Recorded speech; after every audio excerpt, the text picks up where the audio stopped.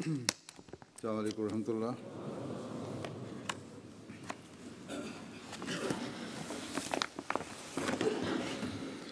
أشهد أن لا إله إلا الله وحده لا شريك له وأشهد أن محمدًا عبده ورسوله أما بعد فأعوذ بالله من الشيطان الرجيم بسم الله الرحمن الرحيم الحمد لله رب العالمين الرحمن الرحيم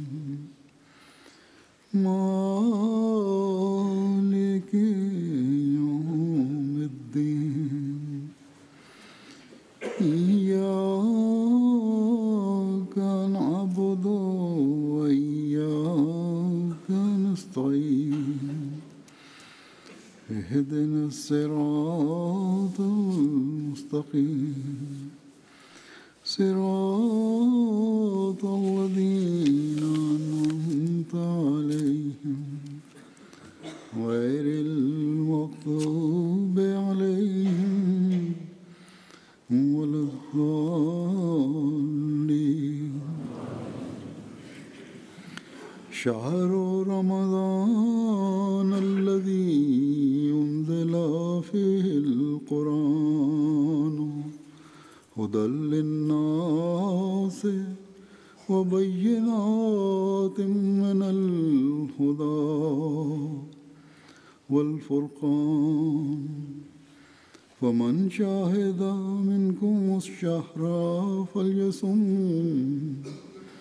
ومن كان مريضا على سفر فعدة من أيام أخر يريد الله بكم اليسر ولا يريد بكم العسر ولتكملوا العدة ولتكبروا الله على ما هداكم ولعلكم تشكرون.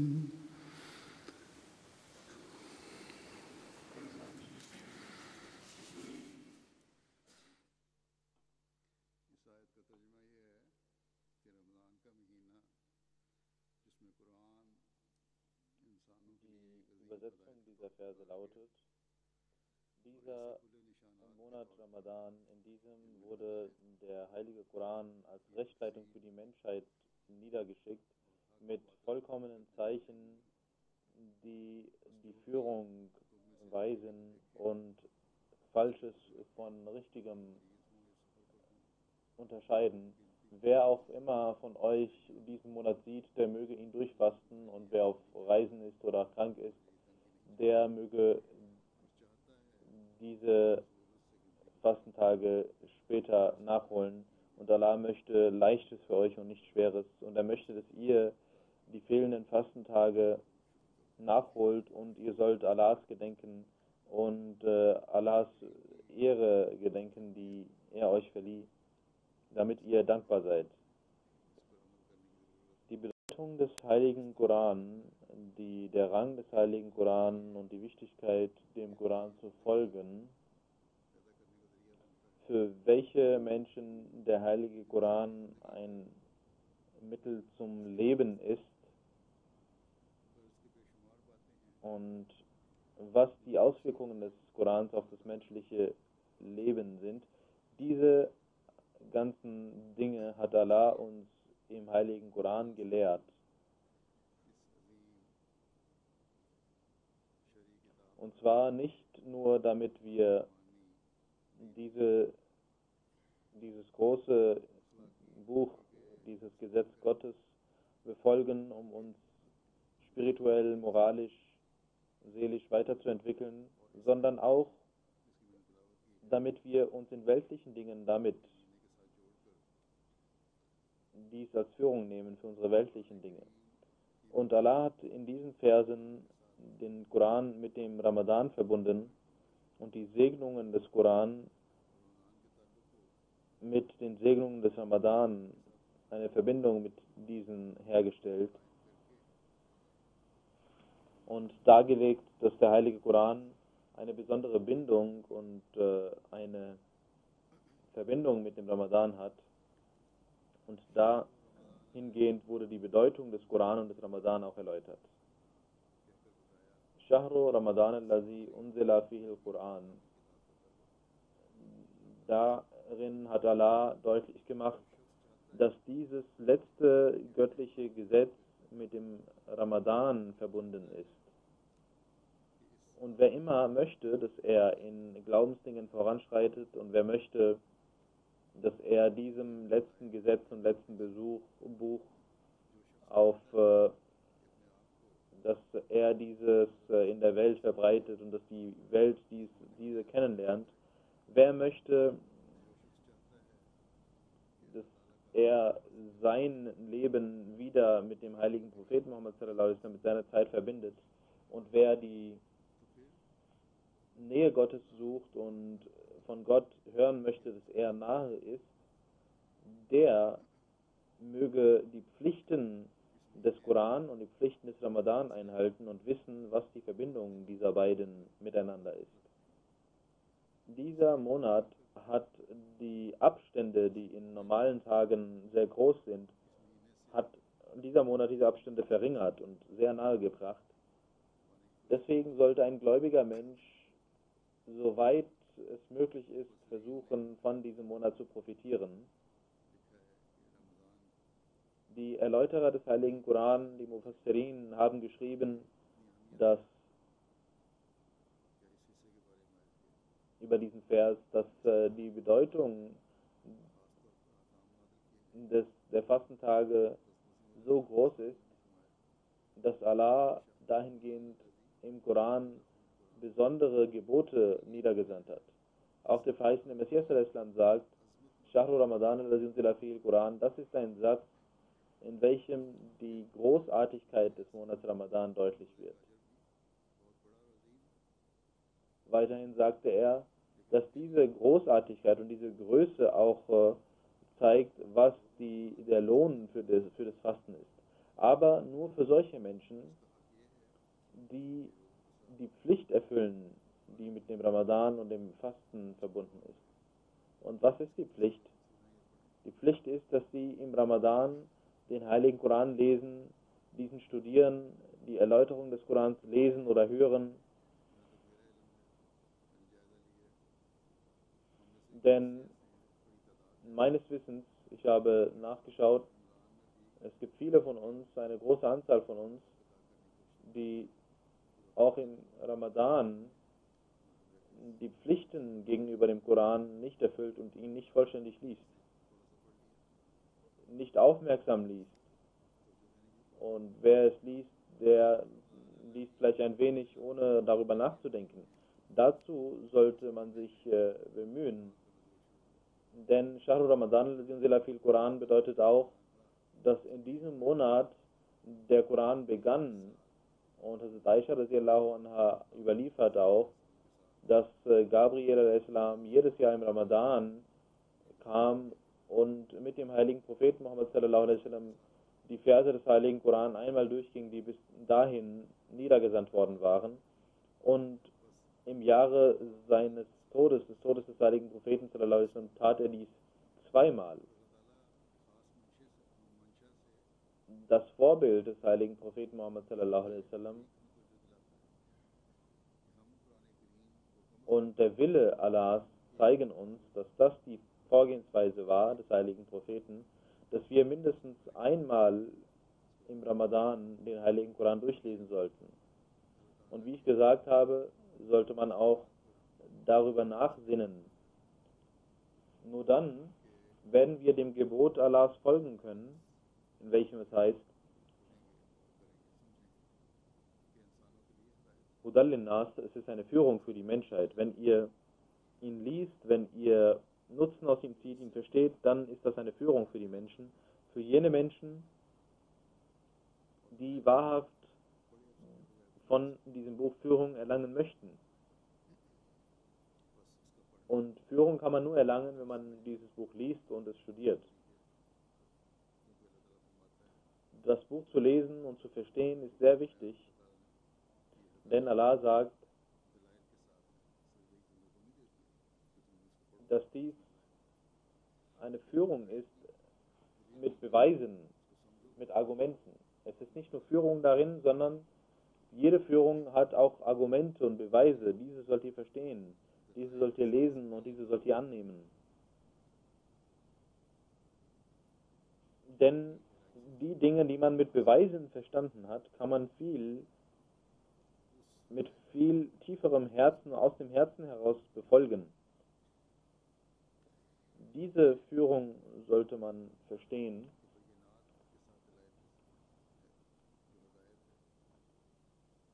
Ebenso sagt Allah, dass in diesem Koran Bayinat, also Beweise, Argumente vorhanden sind. Diese sollten an die Menschen gebracht werden. Und man ist auch in der Lage, dies dann anderen Menschen zu erklären. Und so kann man auch das Tabligh machen, was ein Teil des Dschihads ist. Ebenso hat Allah gesagt, dass in diesem Buch das Furqan vorhanden ist. Also solche Beweise, die zwischen wahr und falsch unterscheiden können. Jener, der diesem Koran folgt, wird anders sein als andere Menschen. Wer immer der Lehre des Korans folgt, wird in jedem Falle sich anders verhalten, wird anders sein als andere Menschen. Seine seelische, seine charakterliche Zustand werden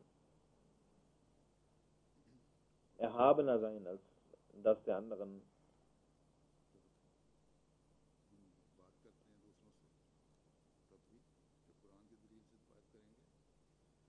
Und wenn wir über den Koran mit anderen sprechen, dann wird ein anderes Buch und ein anderer Glaube niemals mithalten können.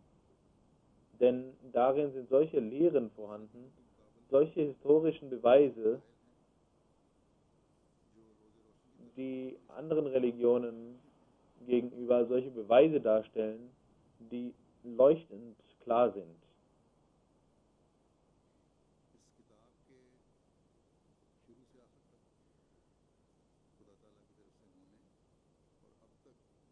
Von Anfang bis zum Ende in diesem Buch ist dieses Buch von Allah und Allah hat bekannt gegeben, dass er dieses Buch beschützen wird. Allah sagt, dass in diesem Buch ein Schatz vorhanden ist,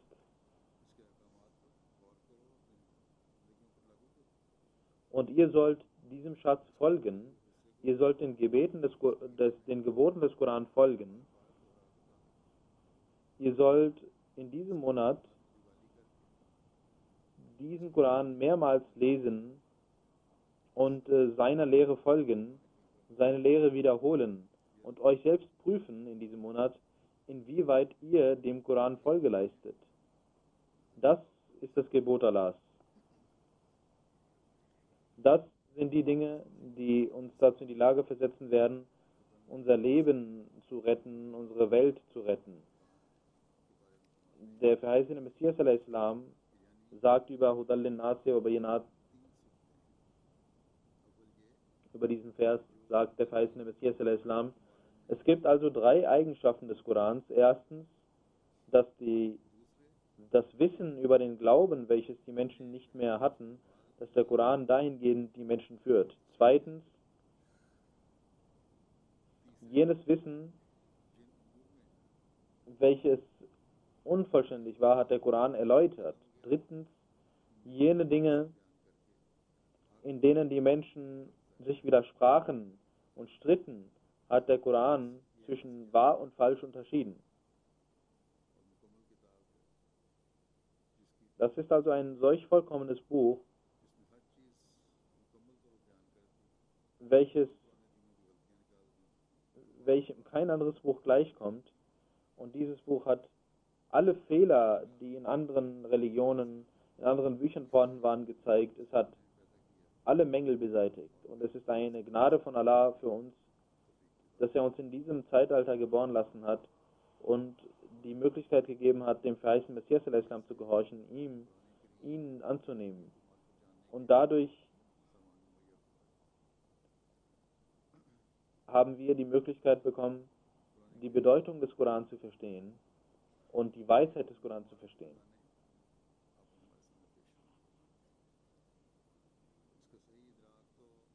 Der verheißene Messias al-Islam hat uns die Schätze des heiligen Koran eröffnet. Und das kann man nur verstehen, wenn man seine Bücher liest. Ich werde über den heiligen Koran nun einige Zitate des verheißenen Messias al-Islam vortragen, durch die die Bedeutung des Koran deutlich wird und was unsere Verantwortung diesbezüglich ist. Damit wir diese Dinge vor unseren Augen halten und uns darum bemühen, den Koran zu lesen, ihn zu lehren und ihn zu verstehen. Ich habe etwas von diesem Vers erläutert. Nun werde ich anhand einiger Zitate des verheißenen Messias al-Islam darauf eingehen. Der verheißene Messias al-Islam sagt, das Wort Khatamun Nabiyyin, welches für den heiligen Propheten Muhammad sallallahu alaihi wasallam verwandt worden ist, dieses Wort impliziert, dass das Buch, welches auf diesen heiligen Propheten gesandt wurde, auch ein Khatamul Kutub, das Siegel der Bücher sein muss. Und in der Tat ist es so, denn es ist eine Regel in der Offenbarung, dass die heilige Kraft, die eine Person besitzt, genauso gibt es eine heilige Kraft in den Worten, die auf ihn niedergesandt werden. Die heilige Kraft, die der heilige Prophet Muhammad sallallahu alaihi wasallam erhielt, war von großartigem Rang und kein Mensch hat einen solchen Rang erlangt. Genauso und deswegen ist auch der heilige Koran das erhabenste Buch und es gibt kein anderes Buch, das ihm gleichkommt und keine andere Offenbarung, die ihm gleichkommt. Denn er ist auf den heiligen Propheten Muhammad sallallahu alaihi wasallam niedergesandt worden und seine heilige Kraft und seine spirituelle Kraft war die höchste und alle Vorzüge sind in der Person des heiligen Propheten Muhammad sallallahu alaihi wasallam vollendet worden und er hat den höchsten Punkt erreicht.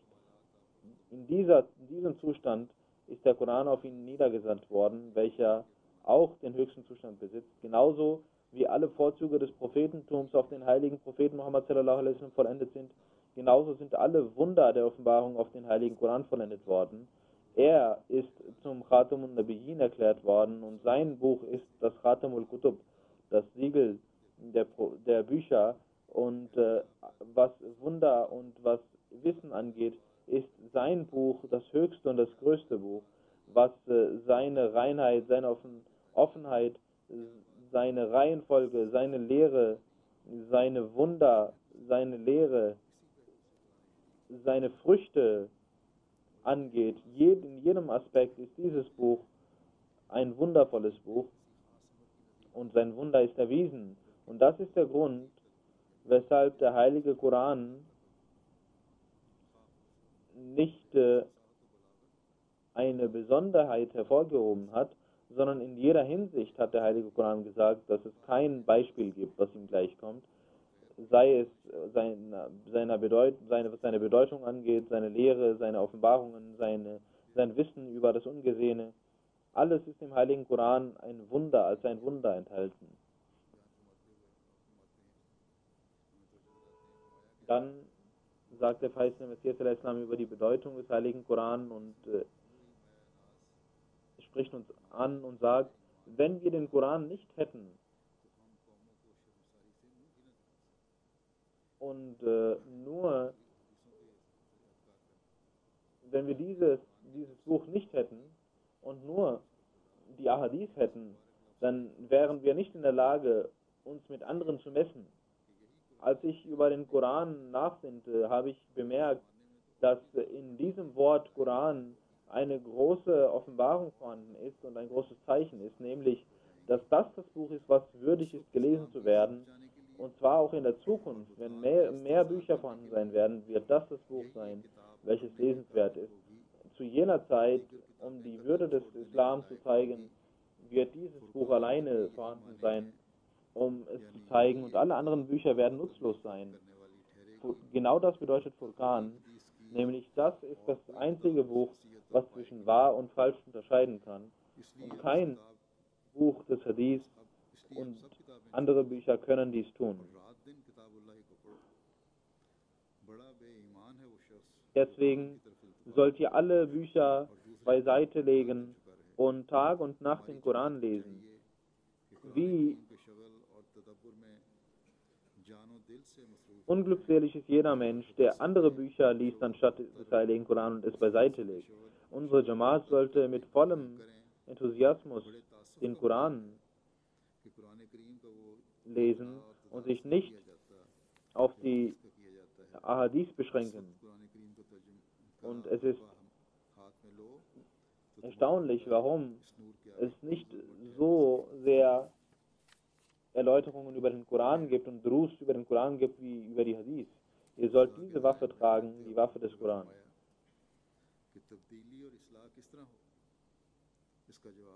Dann sagt der verheißene Messias al-Islam über die Reformation, über die Reformierung. Das Namaz ist das eigentliche Dua. Das erste ist das Namaz, das rituelle Gebet. Ihr sollt, der verheißene Messias sagt, ihr sollt über den Koran nachsinnen, denn es enthält alles. Es sagt euch, was gut und was falsch ist, und es gibt euch Offenbarungen für die Zukunft. Das erste ist also die Aufmerksamkeit dem Gebet gegenüber, und vor allem heutzutage, in diesen Tagen, sollte man sich um das gemeinsame Gebet kümmern. Und wenn Sie versuchen, in diesen Tagen diese Lehre zu verstehen, diese Lehre zu praktizieren, dann wird dies Ihnen auch in Zukunft nützen.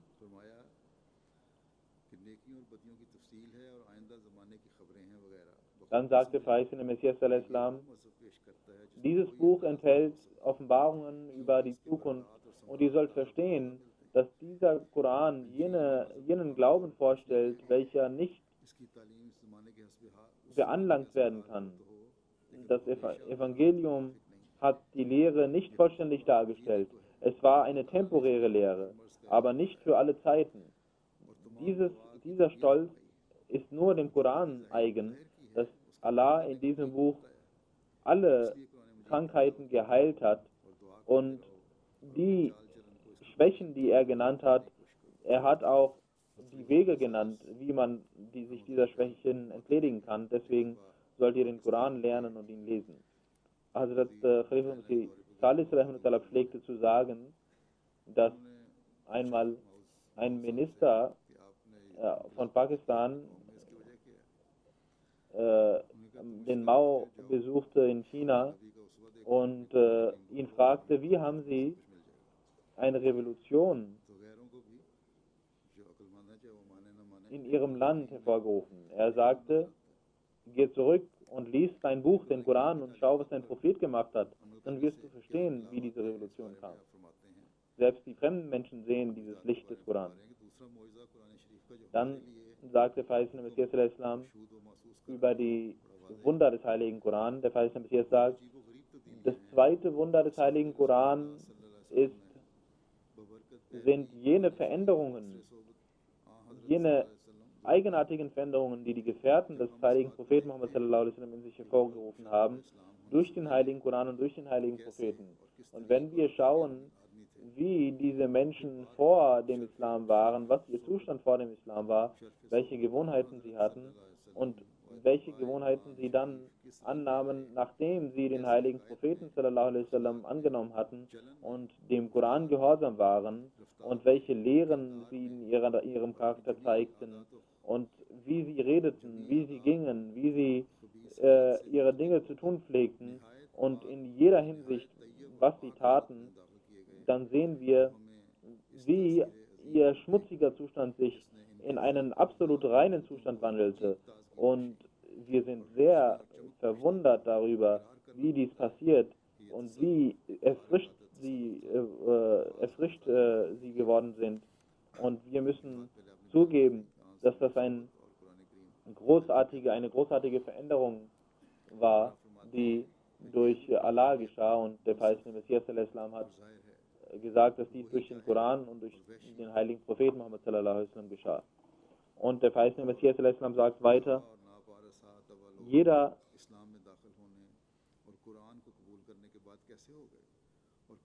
gerechte Mensch muss zugeben, wie diese Menschen sich verändert haben, wie sie zuvor waren und was sie danach waren. Und der heilige Prophet Muhammad sallallahu alaihi wasallam hat sie sehr schnell so sehr verwandelt, dass sie in der Liebe Allahs so sehr gefangen waren, dass sie ihre Ruhe, ihr Land, ihre Familie sich von denen trennten, um Allah zu erlangen. Und diese beiden Zustände, vor dem Islam und nach dem Islam, das ist im heiligen Koran erwähnt. Und jeder rechtschaffene Mensch, jeder gerechte Mensch wird, wenn er dies liest, Tränen in den Augen haben. Was war es, das sie dazu bewegte? Es waren zwei Sachen. Zum einen die spirituelle Kraft des heiligen Propheten Muhammad sallallahu alaihi wasallam, so wie es keinen vor ihm gab. Zweitens das Wort des lebendigen Gottes, was eine Wirkung hatte und welches eine große Schar von Menschen von Dunkelheit ins Licht führte. Und es gibt kein anderes Beispiel dafür auf der Welt, dass ein anderes Buch diese Auswirkung hatte. Keiner kann beweisen, dass es ein solches Buch gab, was so sehr die Menschen veränderte, wie der heilige Koran dies tat. Und das ist eine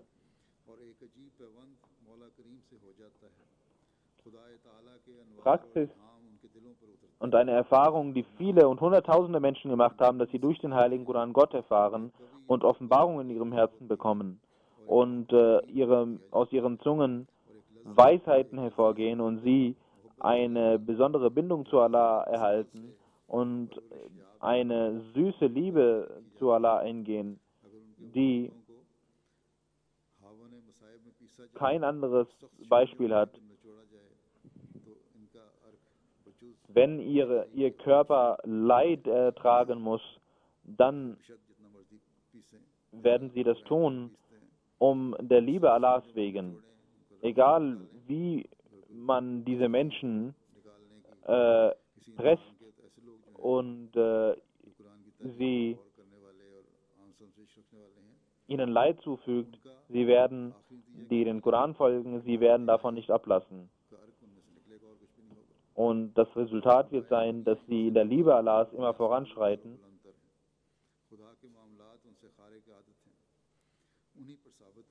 Und sie sind weit weg von den weltlichen Gelüsten und sie haben erfahren, dass es einen Gott gibt und er erhört ihre Gebete, wenn sie ihn rufen und er antwortet ihnen und wenn sie Zuflucht suchen, kommt er zu ihnen und er liebt sie mehr als Väter und er gibt ihnen Segnungen. Sie kann erkannt werden anhand dieser Zeichen und er hilft ihnen zu jeder Zeit, denn er gehört ihnen und sie gehören ihm. Und das ist auch der Weg zum Fortschritt heute, dass wir auch heute nur dann voranschreiten können, wenn wir dem Koran folgen. Der verheißene Messias sagt, das ist das Eigentliche, was Allah im Koran gelehrt hat. Solange die Muslime dem Koran nicht folgen, können sie keine Fortschritte erzielen. Je mehr sie sich vom Koran entfernen, desto mehr entfernen sie sich vom Fortschritt. Nur die Befolgung des Koran kann uns Fortschritte geben. Ich habe bereits ein Zitat des verheißenen Messias vorgetragen und der verheißene Messias sagt, ihr sollt aufmerksam sein und nichts unternehmen, außer das, was im Heiligen Koran steht. Und ich sage euch die Wahrheit. Wer immer von euch von den 700 Geboten des Koran ein einziges auch nicht befolgt, er verschließt mit seinen eigenen Händen die Tür der Erlösung. Der Koran hat die Türen der Erlösung gezeigt. Ihr sollt den Koran lesen und ihn lieben, ihn so sehr lieben, wie ihr keinen anderen geliebt habt. Denn Allah hat mich adressiert und gesagt, Al-Khairu kulluhu fil Koran, alles Gute liegt im Koran, das ist die Wahrheit. Wie unglückselig sind jene Menschen, die andere Dinge es vorziehen, ihm vorziehen. Die Quelle eures Fortschritts und eurer Erlösung ist der Koran. Es gibt keine religiöse Notwendigkeit, die nicht im Koran vorhanden ist, und der Koran wird ein Zeuge sein für euch. Und es gibt kein anderes Buch unter dem Himmel, die euch Führung geben kann, ohne den heiligen Koran.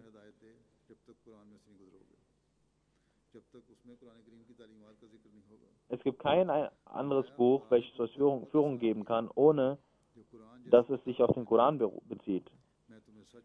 Und danach sagte der verheißene Messias, Allah hat euch eine Güte erwiesen, dass er euch den Koran gab. Und ich sage euch die Wahrheit. Jenes Buch, welches auf euch niedergesandt wurde, wenn dieses Buch die Christen bekommen hätten, wären sie nicht verloren gegangen, wären sie nicht irre gegangen.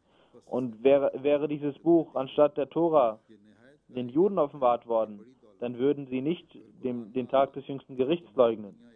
Ihr sollt es wertschätzen. Es ist ein großer Schatz, den ihr bekommen habt. Und wenn ihr das nicht bekommen hättet, dann wäre die ganze Welt wie ein Dreck. Und der Koran ist das Buch, welches stattdessen, ohne den Koran ist alles verloren. Dann sagte verheißene Messias, der Koran ist jenes reine Buch, das in die Welt kam, als großer Unfrieden herrschte und viele Fehler sich eingeschlichen hatten und alle Menschen in schlechten und Schlechtigkeiten umherirrten, so wie Allah sagt, alle Menschen, egal ob die Anhänger der Schriften oder andere Menschen, alle waren in ihren schlechten Taten und in ihren Irrgängen verwickelt und in der Welt herrschte ein Unfrieden. In dieser Zeit hat Allah für die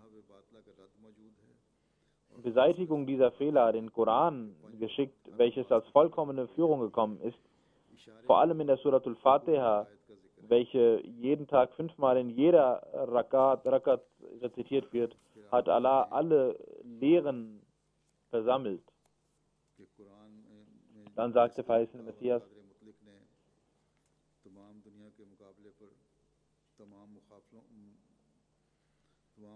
Allah hat den Koran geschickt,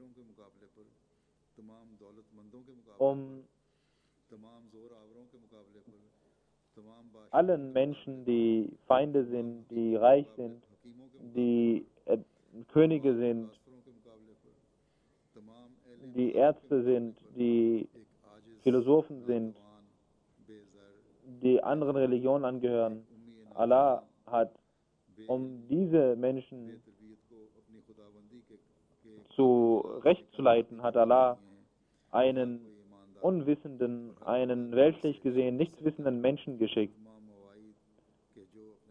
Kann jemand Zweifel daran haben? Diese Offenbarungen und diese Zeichen gingen in Erfüllung und es kann nicht ein Werk von Menschen sein. Dann sagt der verheißene Messias al-Islam,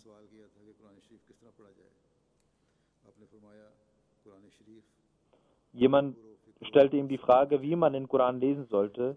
Der verheißene Messias al-Islam sagte, ihr sollt den Koran aufmerksam und mit großer Aufmerksamkeit lesen.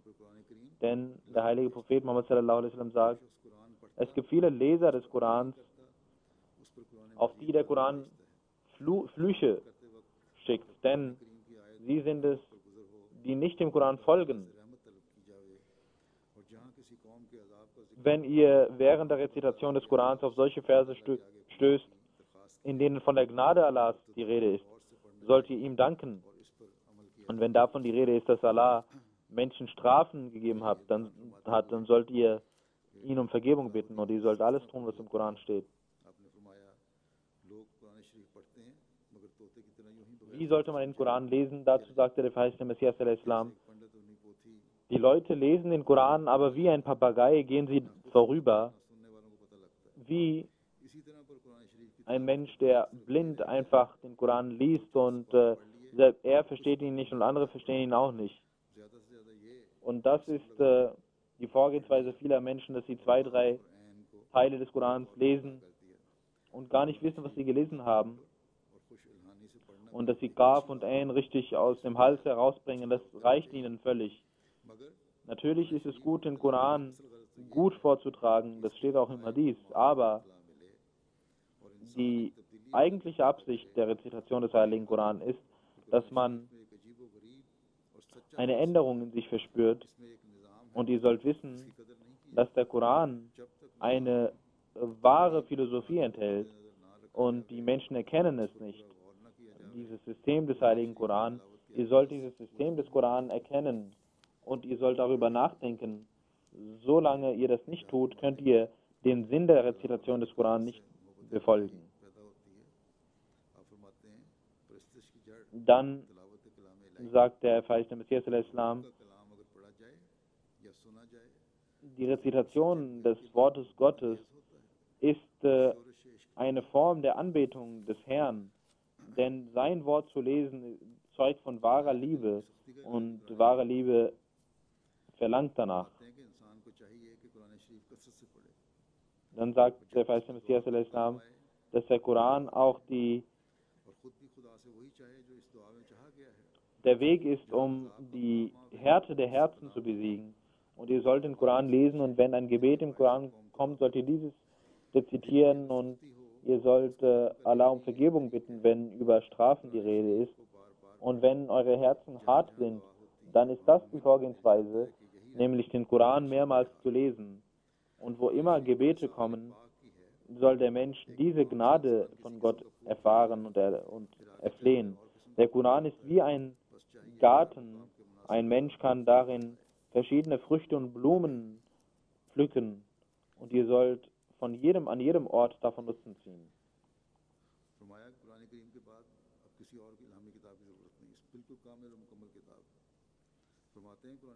Dann sagte verheißene Messias al-Islam, nach dem Koran benötigt man kein anderes Buch. Der Koran kam in einer Zeit, in welcher alle Taten der Menschen verdorben waren und überall Unfrieden herrschte. Deswegen ist die Lehre des Koran auch eine vollkommene Lehre, um diese vollkommene Dunkelheit zu beseitigen. Und dieses Buch ist das vollkommene Gesetz und alle anderen Gesetze waren nicht vollkommen, denn sie waren temporär und der Unfrieden, der damals herrschte, war auch nicht vollkommen. Deswegen gab es auch keine vollkommene Leitung dafür. Der heilige Koran kam zu einer Zeit, in welcher diese Dinge auch ihren Höhepunkt erlangt hatten. Deswegen ist der Unterschied zwischen dem Koran und anderen Büchern, dass die vorangegangenen Bücher, auch wenn sie in ihrem Original vorhanden wären, wären sie nicht vollständig gewesen.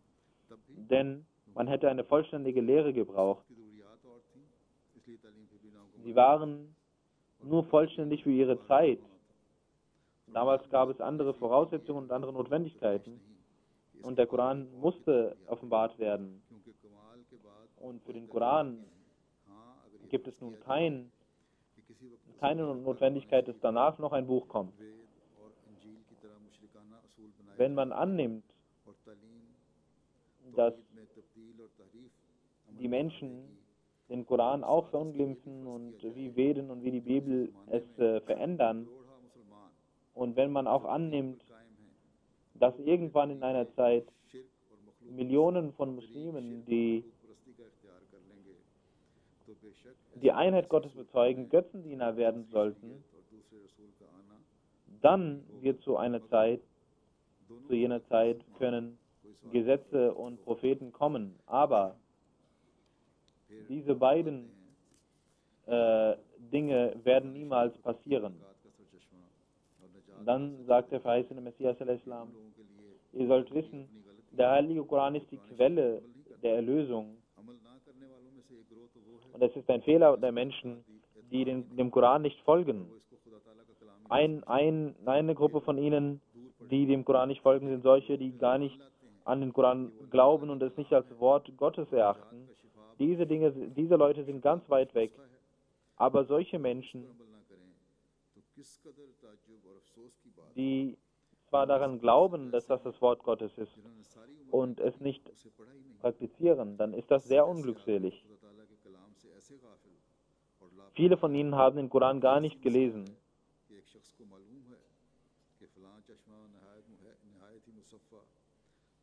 Und solche Menschen sind wie jene, die zwar wissen, dass eine Quelle erfrischend ist und das Wasser dieser Quelle eine Heilung ist, und er hat dieses Wissen, aber trotz dieses Wissens und trotz dessen, dass er durstig ist und trotz dessen, dass er krank ist, geht er nicht zu dieser Quelle und schöpft nicht aus ihr. Und wie unglückselig ist jener Mensch. Ein solcher Mensch, für ihn wäre es besser, dass er seinen Mund an diese Quelle legt und von diesem Wasser kostet. Aber trotz des Wissens tat er dies nicht. Und er ist weit davon entfernt, als ob er es nicht wüsste. Und er bleibt so lange von ihm weg, bis der Tod kommt und ihn zerstört. Ein solcher Mensch ist sehr denkwürdig. Und die Muslime verhalten sich heute genauso. Sie wissen, dass jeglicher Fortschritt in diesem Koran liegt, dem wir folgen sollten, aber das tun sie nicht. Sie kümmern sich nicht darum. Ein Mensch, der ihnen liebevoll und mitleidvoll und durch das Gebot Gottes und durch den Befehl Gottes dafür einlädt, er wird als Dajjal und als Lügner bezeichnet. Wie begnadenswert ist der Zustand dieser Menschen. Die Muslime müssen, und es ist für sie Pflicht, dass sie diese Quelle als eine große Segnung sehen und diese Quelle wertschätzen, und sie tun dies, indem sie das praktizieren. Dann werden sie sehen, wie Allah ihre Schwierigkeiten beseitigt. Wie schön wäre es doch, wenn die Muslime dies verstehen würden und wüssten, dass Allah diesen Weg für sie eröffnet hat und sie davon Nutzen ziehen können. Dann sagt der verheißene Messias al-Islam, es ist wahr, dass die meisten Muslime den Koran beiseite gelegt haben, aber trotzdem wird der Koran lebendig bleiben, und ich bin geschickt worden, um dies zu beweisen. Und Allah hat die Menschen geschickt, denn er hat gesagt, Inna nahnu nazzalna zikra wa inna lahu lahafizun.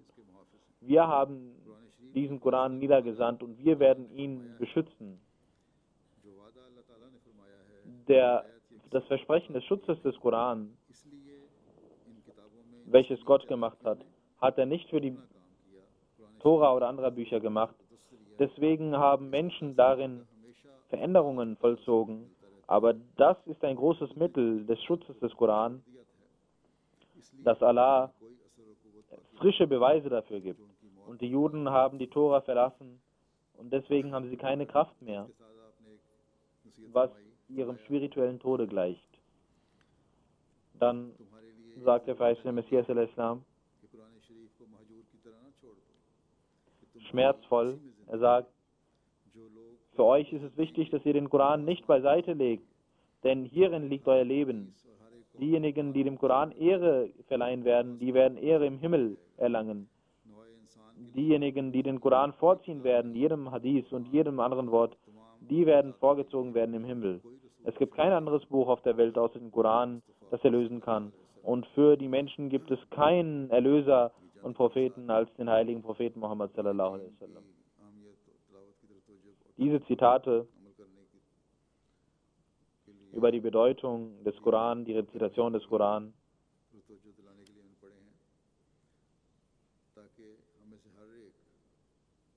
Habe ich vorgetragen, damit jeder von uns darauf aufmerksam wird und in diesem Ramadan wir von diesem wertvollen Schatz profitieren können. Wie ich gesagt habe, sie sollten lesen und das, was sie vergessen haben, sollten sie auffrischen. Viele Leute haben den Koran gelernt, aber vergessen ihn. Die Gebote, die im Koran vorhanden sind, sollen sie befolgen. Möge Allah uns allen die Kraft dazu geben. Nach dem Gebet werde ich 2 Namaz-e-Janaza verrichten. Ein Janaza Hazir. Unser Kalim Ahmad Wasim Sahib, ein Mitarbeiter von MTA, am 6. Juli hatte einen Herzinfarkt gehabt und er verstarb im Alter von 54 Jahren. Inna lillahi wa inna ilaihi raji'un. Er war der Enkel von Haji Muhammad Derwish Qadian. Sayyid Sadiq Ali war sein Opa. Mubarak Saki Sahib, welcher hier Muballigh war. Wakil Tabshir war er auch. Er war sein Schwiegersohn. Kalim Sahib war seit seiner Kindheit in Karachi auch ein Mitglied der Amla und diente der Jamaat. Er war Naib Sadr Jamaat in Abu Dhabi. 1989 kam er nach England. Hier war er Qaid Majlis in London-Region. In Shubamal, Khidmat Khalq, Jalsa Sanana hat er gedient. 1993, als MTA hier anfing, seitdem war er von Beginn an ein Mitarbeiter von MTA und für die technischen Dinge hat er gearbeitet. Auch in anderen Abteilungen hat er gearbeitet. Und bis zum letzten Atemzug hat er für MTA gedient. In der Übersetzungsabteilung war er der Leiter. Er war einer der ersten Nachrichtenleser und Moderatoren von MTA. Er liebte das Khilafat. Er war ein treuer Khadim und hat seine Aufgaben treuevoll gemacht. Er hat seine Mitarbeiter auch gut behandelt, immer liebevoll behandelt. Seine alte Mutter ist noch, lebt und seine Frau Sarah Wasim Sahiba und 2 Söhne und eine Tochter. Seine Mutter sagt, dass er die Eltern liebte, ihnen dienlich war und seine Geschwister gut behandelte. Seine Frau sagt, ich habe gesehen, dass mein Mann der Jamaat diente, für den Glauben immer da war.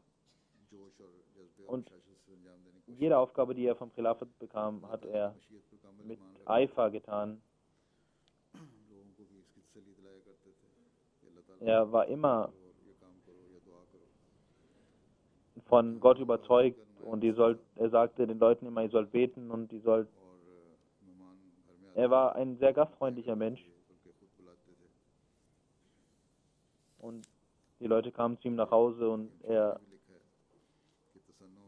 war sehr, sehr gastfreundlich. Seine Schwester schreibt auch, dass er überhaupt nicht künstlich war, sondern er las auch stets die Bücher des Verheißten Messias al-Islam. Asim Shehzad Sahib, der mit ihm gearbeitet hat, sagt, ich habe 11 Jahre lang mit Kalim Sahib gearbeitet in MTA. Und er war ein sehr treuer, dem Khilafat treuer Diener. Und als erfahrener Mitarbeiter hat er immer seine neuen Mitarbeiter immer sehr gut behandelt und ihnen die Arbeit gelehrt, wie sie arbeiten sollten. Er sagt einmal,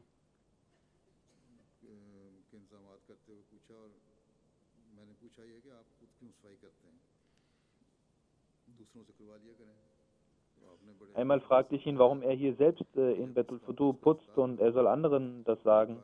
Und er sagte voller Stolz, als diese Moschee eröffnet wurde, hat Hazur, der Kalif der Zeit, damals die Mitarbeiter ermahnt, dass sie auch immer hier auf Sauberkeit achten sollten. Und er sagt, dass der Kalif der Zeit mich ansah dabei und deswegen sage ich, dass ich da angesprochen war und deswegen tue ich das.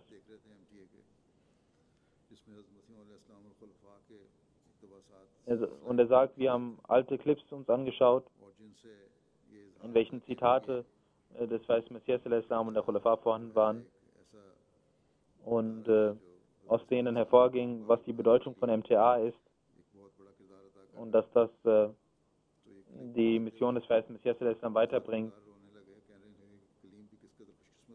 Er zeigte diesen Videoclip und weinte und sagte, wie glücklich ist Kalim, welcher die Möglichkeit bekommt, hier zu dienen.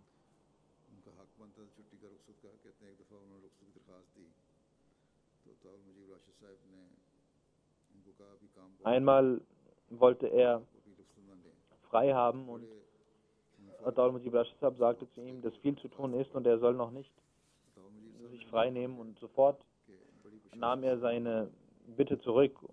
Ataul Mujib Sahib hat mir auch geschrieben, dass er diese Bitte, diesen Brief liebevoll zerstörte, weil sein Vorgesetzter ihm das gesagt hatte. Und Imam Sahib sagt auch, dass er, mashallah, ein sehr liebevoller Mensch war, der Jamaat diente. Und er hat immer die Jamaat-Arbeiten vorgezogen, den persönlichen. Er war auch ein Spezialist seiner Arbeit.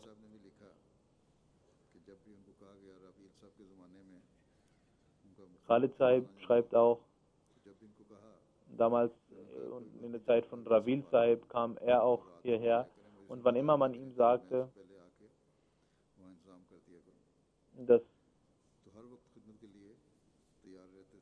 und er kam, um für Ravil Sahib den Platz vorzubereiten und er war immer bereit, egal ob Tag oder Nacht war. Ich habe auch gesehen, einmal kam er zum Mulakat mit den Kindern und er ließ die Kinder vorne sitzen und selbst setzte er sich nach hinten, damit die Kinder mit mir reden und auch die Bindung, die er mit dem Khilafat hatte, dass die Kinder dies auch haben. Möge Allah seinen Wunsch erfüllen und seine Kinder mögen dem Khilafat immer verbunden bleiben. Und beide Eltern haben ihre Kinder sehr gut erzogen. Möge Allah die Kinder zu Dienern der Jamaat machen und auch der Frau Geduld geben und der Mutter Geduld geben. Das zweite Janaza ist von Al-Hajj Asim Zaki Bashiruddin Sahib aus den USA. Das ist Janaza Raib, das erste Janaza ist Janaza Hazir. Er ist am 20. Juni 2014 verstorben in Al-Ilahi wa Ilahi Rajiun. Er hatte seit einiger Zeit Krebs gehabt, aber er hat niemals Schmerzen bekannt gegeben und er war sehr geduldig. Er ist in einer christlichen Familie im Jahre 1929 geboren worden und er war ein sehr religiöser Mensch und hat in seiner Jugend die Ahmadiyyat kennengelernt und im Alter von 19, 20 Jahren hat er die Ahmadiyyat angenommen. Er war überzeugt von Allahs Existenz und Wesen und er war ein sehr geduldiger Mensch. Er hat Zafrullah Khan Sahib im Jahre 1940 getroffen. 1979 hat er Hazrat Khalifa Masih Salis getroffen und er pflegte immer zu sagen, als ich das erste Mal Khalifa Masih Salis traf, sah ich, dass ein Licht um ihn herum war und ich sehe es immer noch. In der Nationalamla von USA hat er gedient. Er war Local Sadr, Sekretär Tabligh, Zaim Ansarullah. In Seattle hat er an einem Hafen gearbeitet und 2-3 Monate lang war er dort weg.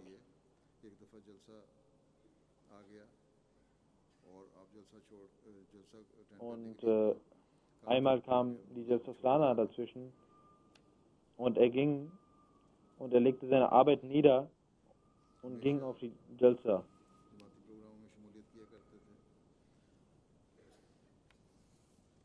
एक दफ़ा की जमाती Er nahm immer an den Jamaat-Veranstaltungen teil. खिदमत के लिए किसी जगह और तेज़ गाड़ी चला रहे थे तो पुलिस वाले ने आपको रोक लिया। Er ging einmal टोपी पहनी हुई zu einem Programm und fuhr schnell mit seinem Auto und die Polizei hielt ihn an. Er hatte die Mütze an तो उसने कहा und die Polizei fragte, wo willst du zur Moschee? Police अफसर जो कि नेक था Er sagte, अच्छा जाओ फिर जितना तुम्हें ja, ich möchte zur Moschee. Der Polizist war ein sehr frommer Mensch und sagte, okay, तो इन्होंने dann fahr मस्जिद पहुंचते und $85 की रकम जुर्माने की das, was du hier als Strafe bezahlen solltest, das kannst du नहायत ईमानदारी से इसी तरह मस्जिद जब in deiner Moschee geben als Spende. Und er gab $85 Spende in der Moschee. 1970 की बात है जिसमें कहते हैं उस जमाने Und er hat auch damals, als die Moschee gebaut wurde, im Jahre 1970 hat er am meisten dafür geopfert und so viel wie ein ganzes Auto wert war. चंद कुतुब और फ्लायर हमेशा रखते थे और Er जहाँ भी जाते वहाँ स्टॉल लगाया करते और तबलीग किया machte immer Tablier und hatte in seinem Auto einige Bücher und einen Falttisch शैटल की und ließ diesen aufstellen, wo immer er ging, um Tablier zu machen. आखिरी लम्हे तक उनको जमात की तरफ In den öffentlichen Bibliotheken von Seattle hat er viele Bücher der Jamaat dort हमेशा aufgestellt. किया करते थे Er liebte das Khilafat und die Jamaat जमात के लिए खिदमत करो und er ermahnte die Menschen auch stets dazu, दिया और 4 बच्चे हैं अल्लाह ताला dass sie der Jamaat dienen sollten. बुलंद करे Er hat eine Frau und 4 Kinder hinterlassen. Möge Allah seine Ränge erhöhen und auch den Kindern die Kraft geben, diese rechtschaffenen Taten weiterzuführen.